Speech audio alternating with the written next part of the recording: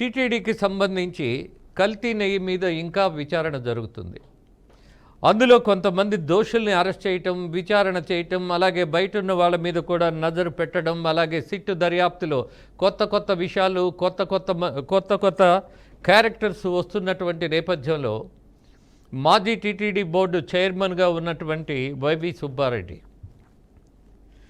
ఆయన ఉన్నప్పుడే జరిగినటువంటి ఈ కల్తీ నెయ్యి వ్యవహారం మొత్తం బాధ్యత ఎవరు తీసుకోవాలి అన్న దాని మీద ఎవరు తీసుకోవాలి? జనరల్గా మనం ఆలోచిద్దాం, ఒక కామన్ సెన్స్తో మనమే ఆలోచిద్దాం. ఒక టీటీడీ బోర్డు మొత్తం నిర్ణయాలు తీసుకుంటున్నప్పుడు అప్రూవ్ చేసే దగ్గర నుంచి, ఖర్చు పెట్టే దాని దగ్గర నుంచి, అలాగే విలక్షణమైనటువంటి ఏదైనా సాంప్రదాయ పద్ధతులను మార్చేటటువంటి ప్రతి అడుగున టీటీడీ బోర్డు యొక్క ప్రమేయం ఉంటుంది. ఆ నిర్ణయాల మేరకే ఎగ్జిక్యూషన్ ఉంటుంది. అధికారులు కూడా దాన్ని ఆచరించాల్సి ఉంటుంది. కానీ అధికారులకు కల్తీ నెయ్యిని మీరు ప్రోత్సహించండి అని ఆఫ్ ది రికార్డు చెప్పారేమో కానీ ఆన్ రికార్డు చెప్పలేరు. మరి ఇందులో బాధ్యులు ఎవరు అని అంటే టీటీడీ బోర్డు మొత్తం బాధ్యత తీసుకోవాలా? అది నిజం కాదు అని చెప్పగలిగేటటువంటి పరిస్థితి ఎక్కడుంటుంది? కోర్టులో మాత్రమే ఉంటుంది. మా మీద కక్షితోనో లేదా కసితోనో కేసులు పెట్టారని చెప్పేటటువంటి పరిస్థితి కంటే కూడా ఇవాళ చిత్రంగా ఒక వాదన నడుస్తోంది. అబ్బెబ్బే అసలు కల్తీ నెయ్యి వ్యవహారమే లేదు అని అంటున్నారు. ఉన్నదే కల్తీ అని నిరూపణ అవుతున్నటువంటి నేపథ్యాన్ని చూస్తున్నాం. ఎలా కల్తీ లేదు అని చెప్పగలరు? ఎవరు నేతిని సరఫరా చేసింది ఎవరు? ఆ బాబా అనేవాడి కంపెనీకి అసలు నెయ్యి సేకరణకు అవకాశమే లేదు, ఆ యంత్రాంగమే లేదు. పోని కనీసం ఏదైనా ఒక డైరీ ఉన్నదా? అది లేదు. మరి అతనికి ఎలా మనము అవకాశం ఇచ్చాం? నెయ్యిని సరఫరా చేయడానికి, కల్తీ చేయడానికి వీటన్నిటిని ఇంగ్రీడియంట్స్ ఎక్కడి నుంచి తీసుకొచ్చారు అన్నది కూడా ఇవాళ సాక్ష్యాధారాలతో సహా దొరికిపోయారు.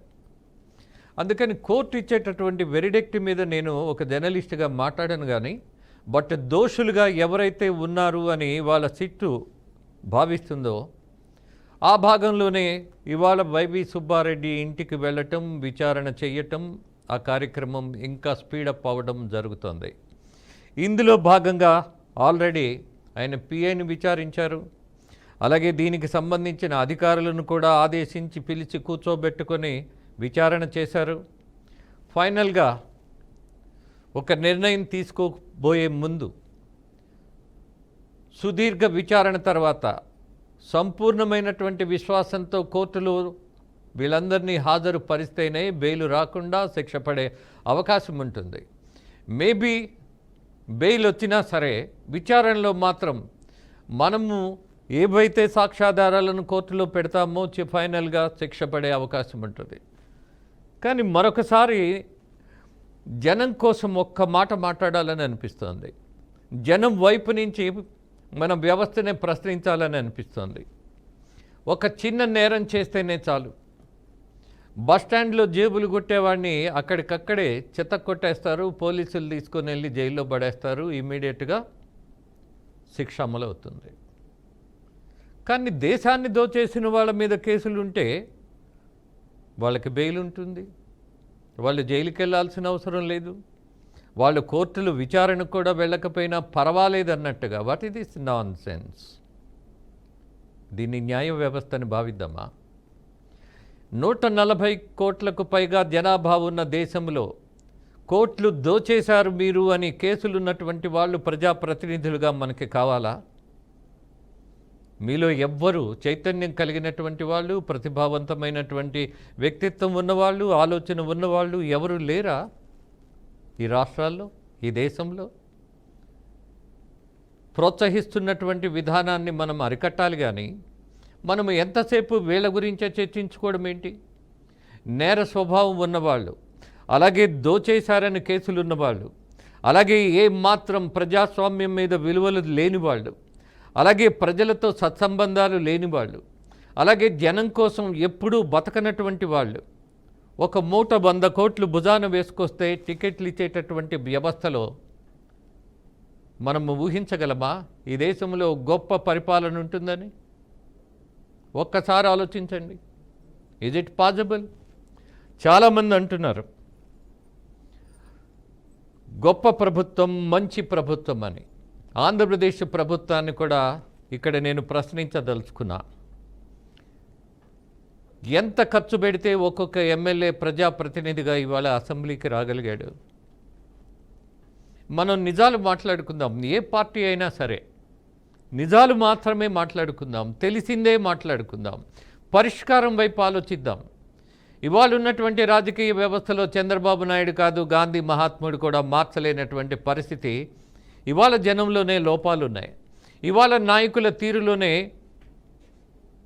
నిర్దిష్టమైనటువంటి నేర ప్రవృత్తి కనపడుతున్నది.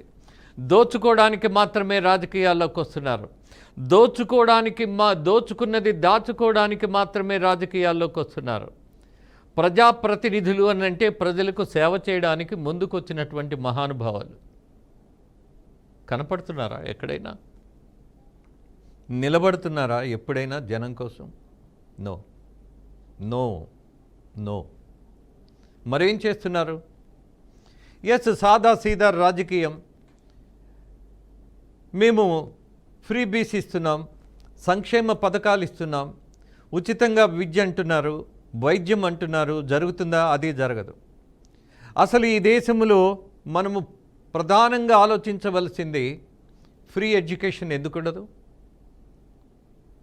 మొట్టమొదటిగా మనం డిమాండ్ చేయవలసింది, తెల్లారి లేస్తే నీతులు మాట్లాడేవాళ్ళు, చర్చలు చేసేవాళ్ళు, అలాగే జర్నలిస్టులు, అలాగే జనం, మనమందరం ఆలోచించవలసింది ఉచిత విద్య ఎందుకుండదు ఈ దేశంలో, ఈ రాష్ట్రంలో? వాళ్ళేదో మన పిల్లల్ని భిక్ష వేసి చదివిస్తున్నట్టుగా, మేమిస్తాం మీరు బడికి వెళ్ళండి, మేమిస్తున్నాం మీరు వైద్యానికి వెళ్ళండి. ఇవాళ కార్పొరేట్ హాస్పిటల్స్ కూడా డబ్బులు ప్రభుత్వం కట్టలేదని వెళ్ళిన వాడిని బయటకు నెడుతున్నారు. Who has to take the responsibility? ఇన్ని లక్షల కోట్లు ఖర్చు పెడుతున్నటువంటి ప్రభుత్వాలు ప్రభుత్వ ఆసుపత్రులను ఎందుకు బాగు చేయరు? ఇదే ప్రజాప్రతినిధులు మనల్ని కార్పొరేట్ హాస్పిటల్స్కి వెళ్ళమంటున్నారు, కానీ ప్రభుత్వ హాస్పిటల్స్కు వెళుతున్నప్పుడు అక్కడ ఫెసిలిటీస్ ఎందుకు రైట్ చేయటలా? ఇన్ని లక్షల కోట్లు ఆరోగ్యశ్రీ కింద ఖర్చు పెడుతున్నటువంటి ప్రభుత్వాలు ప్రాక్టికల్గా ఎందుకు ఉండట్లా? ఎందుకు అని అంటే, ఆరోగ్యశ్రీకి మనకేదో ఒక కార్డు ఇచ్చి, అలాగే ఎడ్యుకేషన్కి మేమేదో అమ్మఒడనో ఇంకోటనో ఏదో డబ్బులు ఇస్తున్నామన్నట్టుగా, వాళ్ళేదో వాళ్ళ సొమ్ము ఇస్తున్నట్టుగా మనల్ని మాయ చేస్తున్నటువంటి రాజకీయం వద్దు అని జనం తిరగబడాలి. మనం కట్టినటువంటి పన్నులని వాళ్ళు కస్టోడియన్గా ఉండి ఖర్చు పెట్టాలి, కానీ వాళ్ళు ఇష్టానుసారం అధికారంలోకి రావటం కోసం. ఫర్ ఎగ్జాంపుల్, మీరందరూ ఆలోచించండి, నేను ముగిస్తా చివరిగా ఒకే ఒక మాట చెప్పి, ఇవాళ ఉన్నటువంటి ముఖ్యమంత్రి ఏ రాష్ట్రంలోనైనా సరే గెలవడానికి ఏం చేస్తాడు? గత ముఖ్యమంత్రి ఒక పథకానికి 10,000 ఇస్తానంటే గెలవడానికి ఏం చేస్తాడు ఈయన? ప్రతిపక్షంలో ఉన్నటువంటి నాయకుడు 15,000 ఇస్తానంటాడు. ఫైన్, అయిపోయింది. ఈ 15,000 ఇస్తున్నాడు కదా అని ఓటేశాం, మంచిది.